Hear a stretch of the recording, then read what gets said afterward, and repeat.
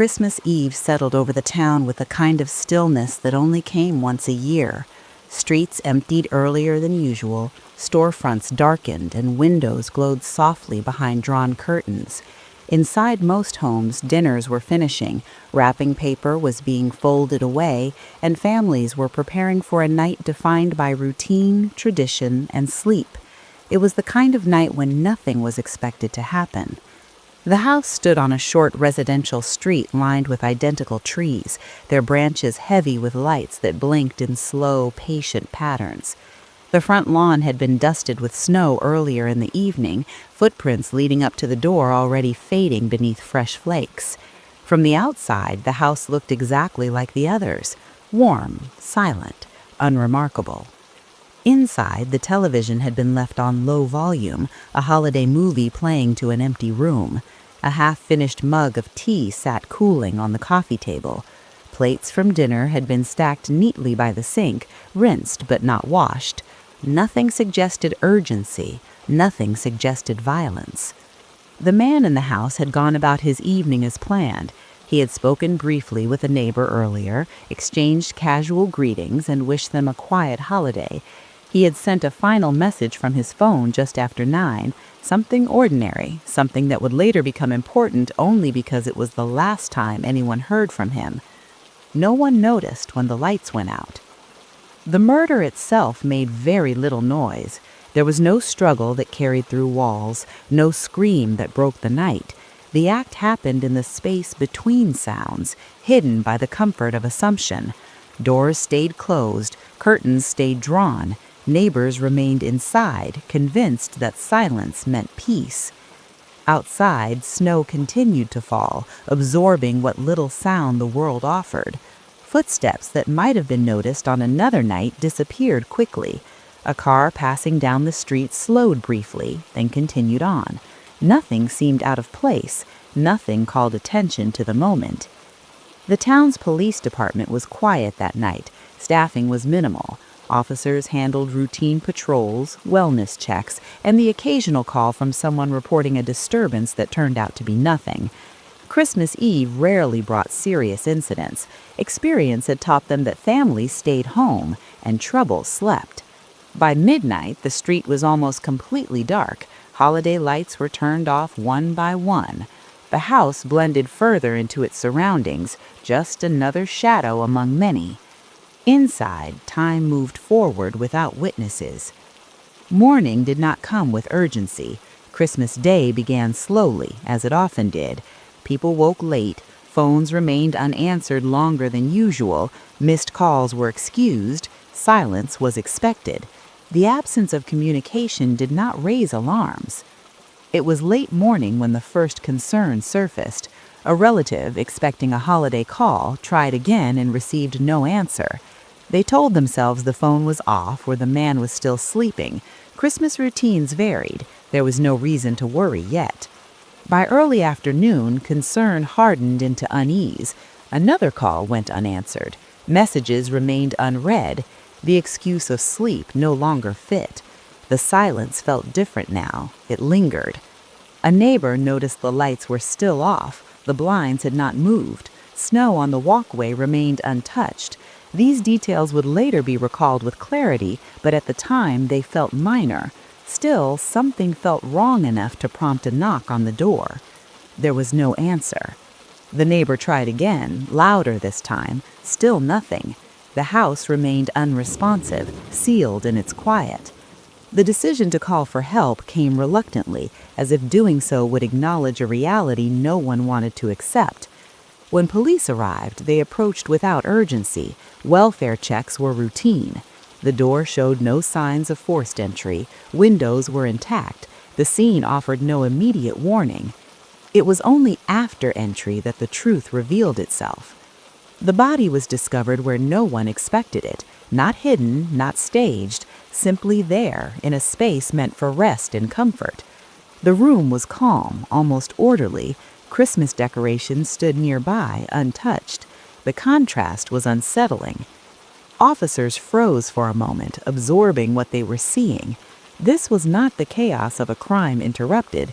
This was the quiet aftermath of something completed hours earlier, left undisturbed by time or interruption.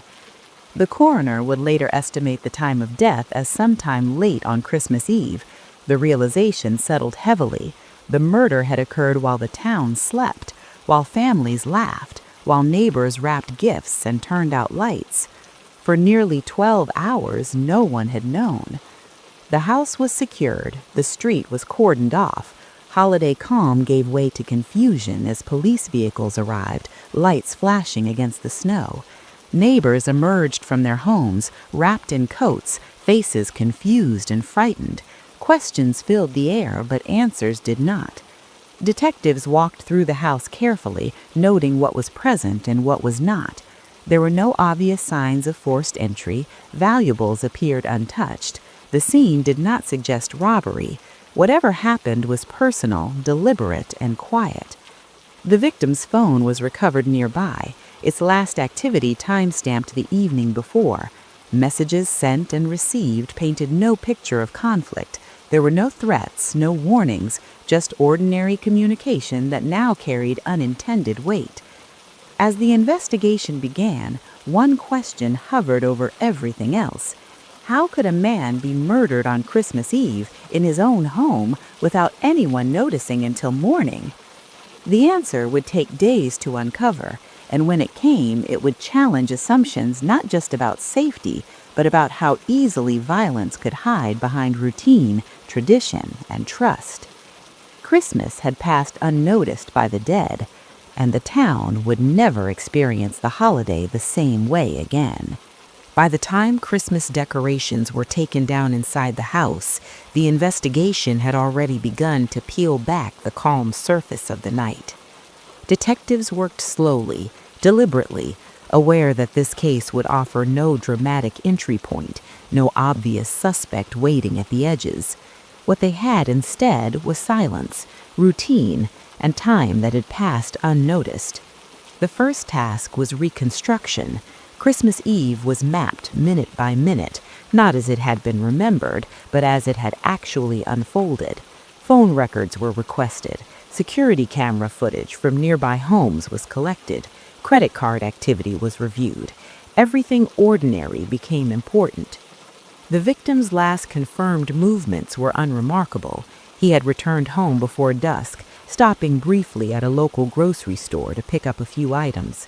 The receipt showed nothing unusual, no alcohol, no impulse purchases, just food and a small seasonal item that never made it out of the shopping bag. A neighbor's doorbell camera captured him walking past at 6:18 p.m., hands in his coat pockets, head slightly lowered against the cold. He did not appear distressed. He did not appear hurried. He did not appear to be followed. Inside the house, the timeline narrowed.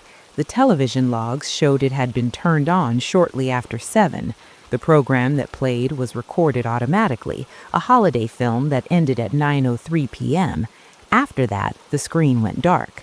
Whether it had been turned off manually or powered down after inactivity was unclear. The medical examiner's report would later estimate death between 9:30 and 11 p.m., a window wide enough to conceal movement, but narrow enough to suggest the victim did not go to bed.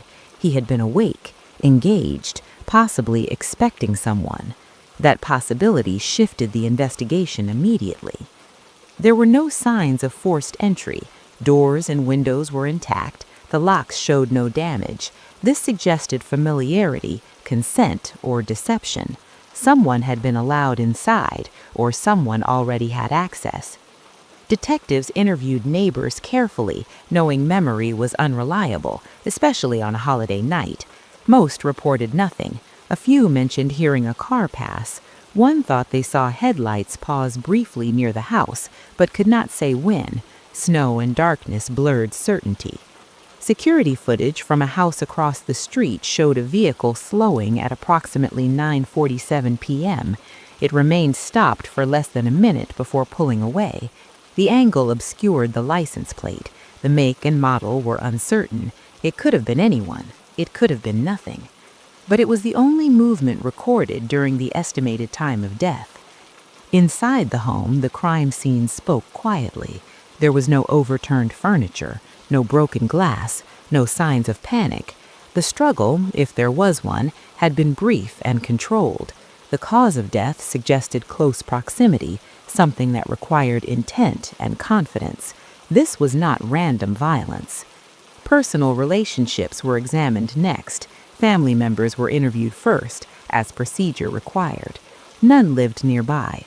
All had alibis verified by travel records or witnesses. Friends were next, co-workers, acquaintances, anyone who might have been expected to visit on Christmas Eve. One name surfaced more than once, a former partner.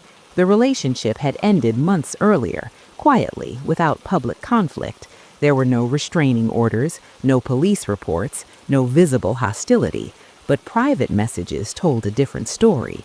Text exchanges revealed unresolved tension, not arguments exactly, but persistence, attempts at contact that went unanswered, a reluctance to let go. On Christmas Eve, a message had been sent earlier in the day. It had not received a reply.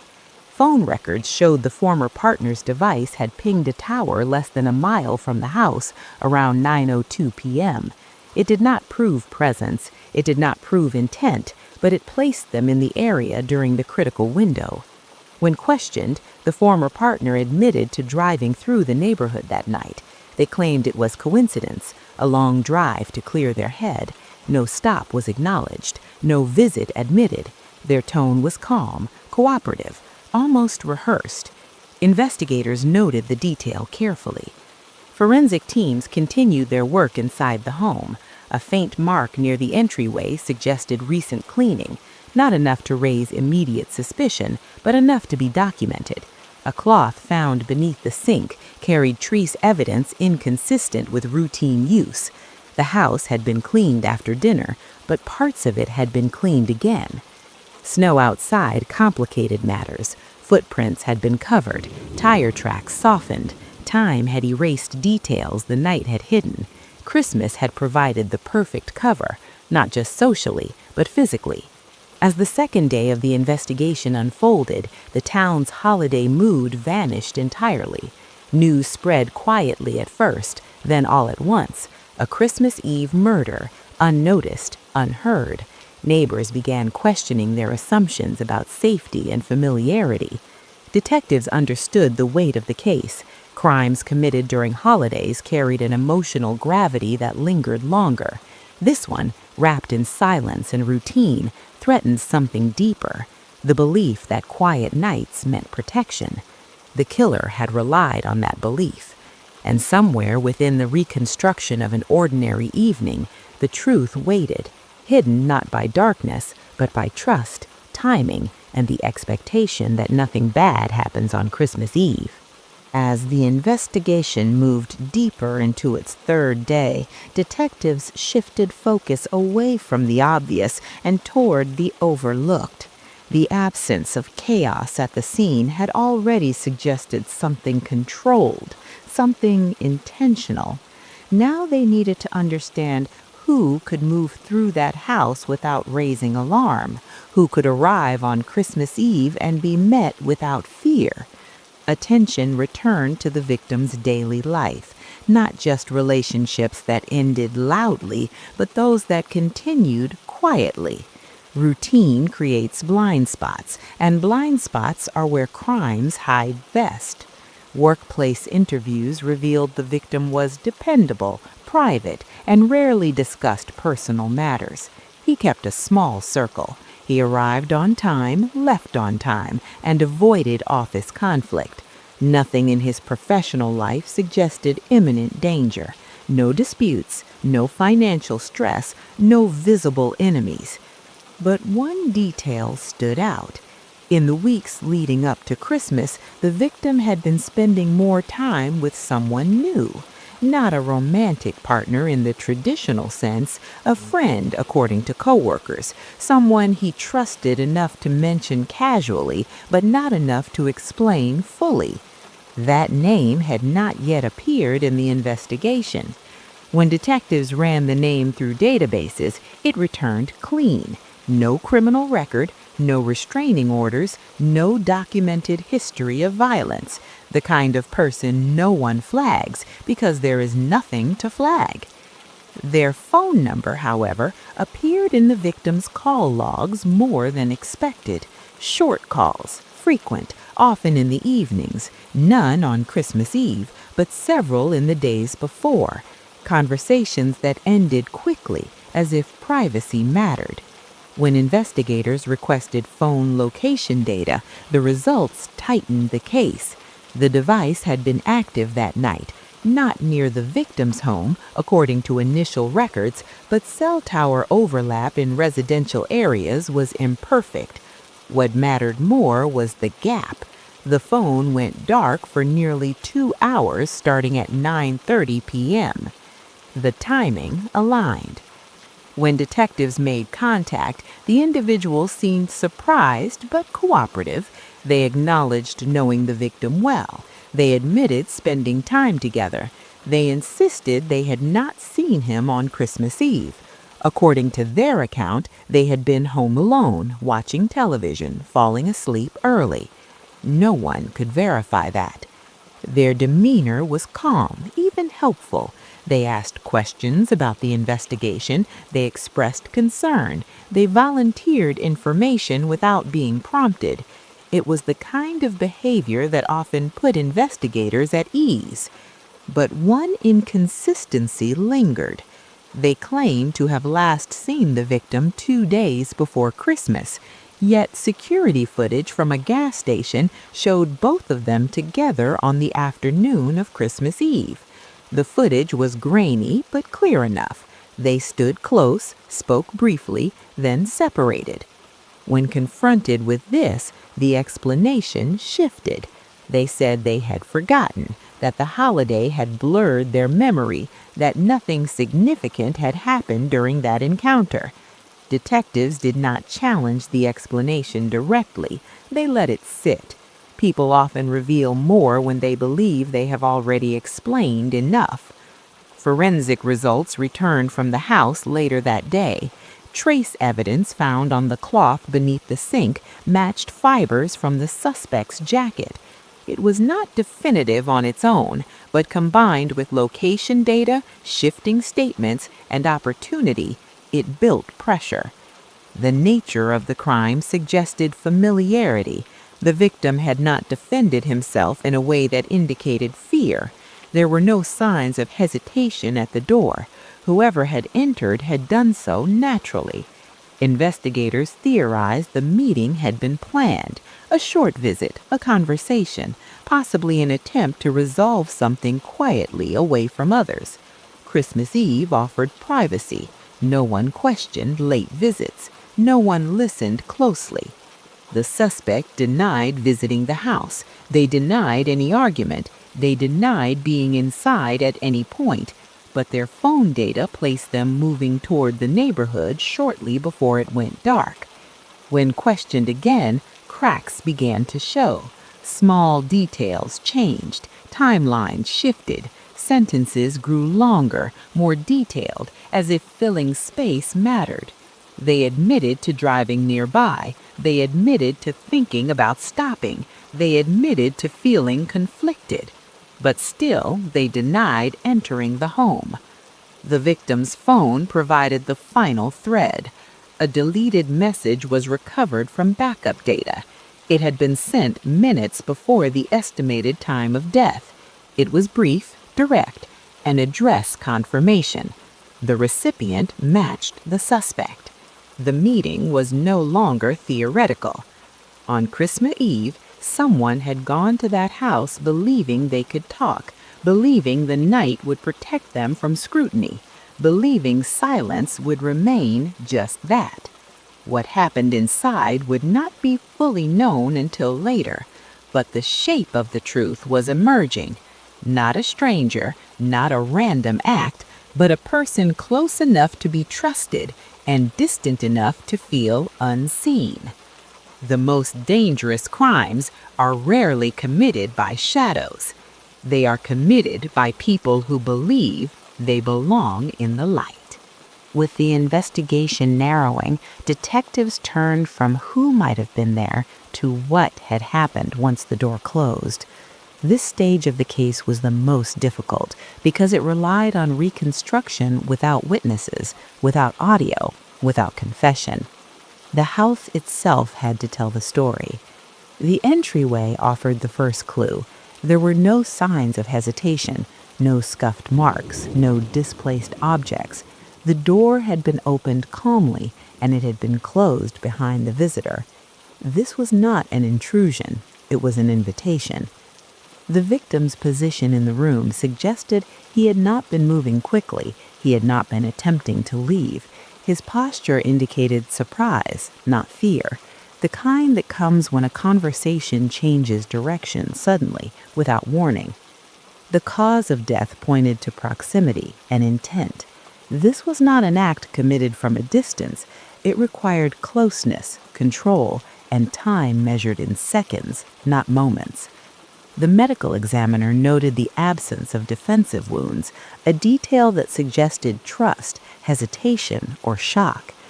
Detectives theorized the visit began normally, a brief exchange, polite words, possibly unresolved tension masked by familiarity. Christmas Eve softened edges. People say things differently on nights like that. They expect understanding. Inside the living room, 2 chairs faced each other at a slight angle. One had been moved recently. The placement suggested a conversation rather than confrontation. No drinks had been poured, no food prepared. The meeting had not been meant to last long. The argument, if it could be called that, left almost no trace. There were no raised voices reported, no neighbors recalled hearing anything. Whatever happened unfolded quietly, contained within the walls. Investigators believe the turning point came quickly, a sentence spoken, a refusal, a realization that whatever the visitor wanted would not happen, that the visit would end without resolution. In crimes like this, the moment of escalation is often invisible. It does not announce itself. It arrives as certainty, a decision made internally, not shared. The suspect's clothing told more than their words. Microscopic fibers recovered from the victim's clothing indicated close contact, not prolonged but direct, enough to confirm physical proximity at the moment everything changed. The cleanup attempt was minimal, almost careless, not the work of someone planning to evade law enforcement, but someone trying to restore normalcy. A wipe of a surface, a rearranged object, a hope that the scene could be returned to its original state. That hope failed. Phone data revealed the suspect's device had been powered back on shortly after leaving the neighborhood. Movement resumed. A route away from the house appeared. No emergency calls were made, no messages sent. Silence continued. Investigators believed the killer had relied on the holiday, on the assumption that no one would check, that the body would not be discovered until morning or later, that time would blur details, soften evidence, and delay urgency. They were right. The suspect was brought in for a final interview on the 4th day. This time, evidence was placed deliberately. Phone data, surveillance stills, forensic summaries. Each piece presented calmly, without accusation. The tone shifted.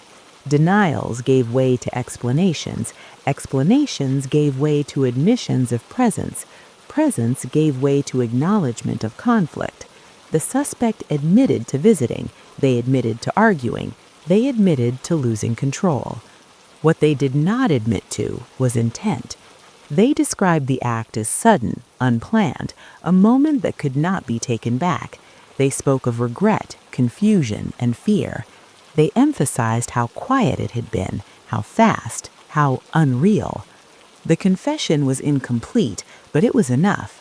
On Christmas Eve, behind a closed door, a trusted presence became a lethal one, not through noise or chaos, but through proximity and certainty.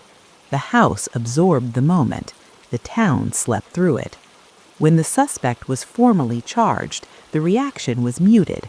No dramatic arrest, no public confrontation, just paperwork, procedure, and a quiet transfer into custody. The truth, when it arrived, did not feel like resolution. It felt like something had been removed from the world without notice and then slowly discovered. Christmas had not stopped the crime. It had only helped it hide. The town woke differently after the arrest, not with shock, but with a lingering heaviness that refused to lift.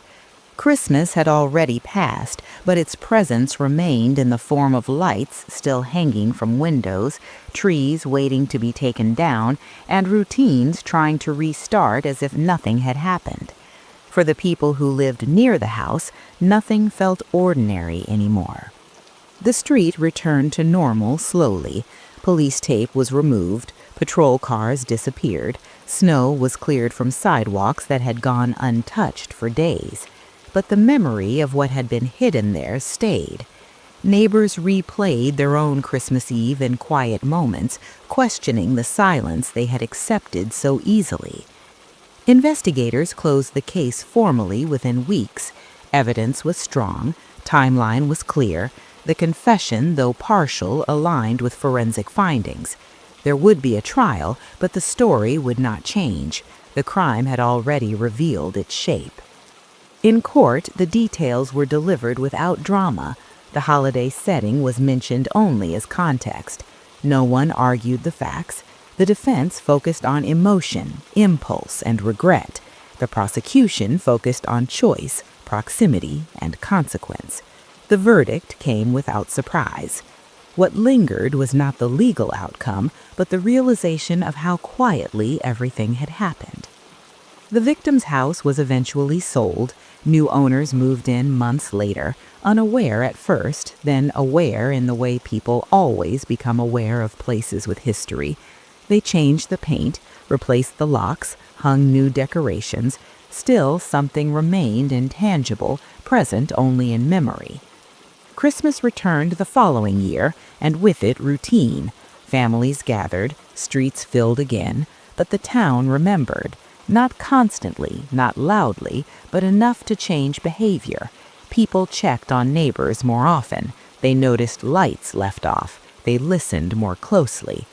The case became a reference point, not a legend. It was mentioned quietly when people talked about safety, about trust, about the danger of assuming silence meant peace. For investigators, it was one of those cases that stayed, not because of brutality, but because of absence. The absence of warning, the absence of sound, the absence of interruption. The crime had not announced itself, it had waited patiently inside familiarity and timing.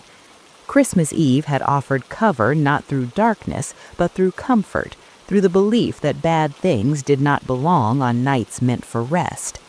That belief had been wrong. The murder that went unnoticed until morning did not change how holidays were celebrated, but it changed how silence was understood.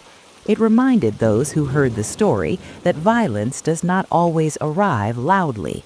Sometimes it arrives quietly, finishes quickly, and leaves behind nothing but questions that surface too late. And every Christmas Eve after that, when the town grew still again, there were those who listened just a little more carefully to the silence, knowing now what it was capable of hiding.